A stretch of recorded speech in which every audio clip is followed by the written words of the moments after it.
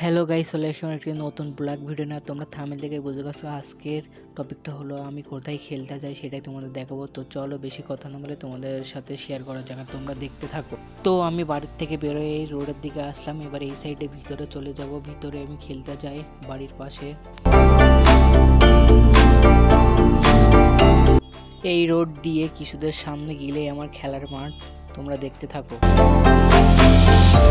আর ওই সামনে যে লাইট দেখা যাচ্ছে ওইখানে আমরা খেলি। প্রায় চলে এসেছি কাছাকাছি, তোমাদের চলো নিয়ে যাই। তোমরা এবার সম্পূর্ণ ভিডিওটা দেখতে থাকো।